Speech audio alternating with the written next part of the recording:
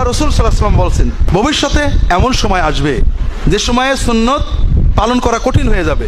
সেই যুগে, ফিতনার সময়ে, সবরের সময়ে যদি কোনো মুসলমান অবিকল সাহাবীদের মতো দিন আঁকড়ে ধরে সাহাবীদের সুন্নতের উপরে থাকে, তাহলে একজন মুসলমান 50 জন সাহাবীর সমান সওয়াব পাবে।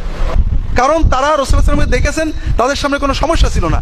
আমরা দেখিনি, সমাজে নানান সমস্যা, অনেক অসুবিধা, তার ভিতর দিয়েও যখন আমরা এটা চেষ্টা করব, আমরা আল্লাহ তাআলা কবুল করলে একটা আমল দিয়ে 50 জন সাহাবীর আমলের মতো সওয়াব অর্জন করব। যে এতকাল কেউ বললো না, কোথায় সব আজকাল নতুন নতুন কথা মাথা শিখেছে, দুনিয়াটা জ্বালাই খেলো, এটা কিন্তু তার ঈমানের সাথে সাংঘর্ষিক।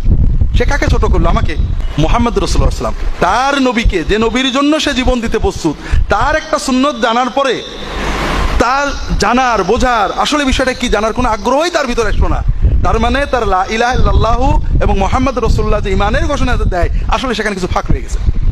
মুহাম্মদ সাল্লাল্লাহু আলাইহি ওয়াসাল্লামের একটা সুন্নত জানার পরে মানবও না, বোঝারও চেষ্টা করবো না, জিজ্ঞাসা করবো না, এই কান দিয়ে ঢুকাবো, এই কান দিয়ে বের করে দেবো, আরে এতকাল মানুষকে আর কিছু বুঝিনি, এটা কিন্তু আমাদের ঈমানি চেতনার সাথে সাংঘর্ষিক। কারণ এতকাল মানুষ যা করেছে কোনো গুনার কাজ করিনি। সমাজে দিন এসেছে, আলেম ওলামারা শিখিয়েছেন, অনেকটা শেখানো হয়েছে, অনেকটা বাকি আছে, অনেকটা চলবে, অনেক বিষয় আছে খুঁটিনাটি আলেমরা তো বলেননি। কাজেই এটা জানার পরে জানার চেষ্টা করা আমার দায়িত্ব ছিল।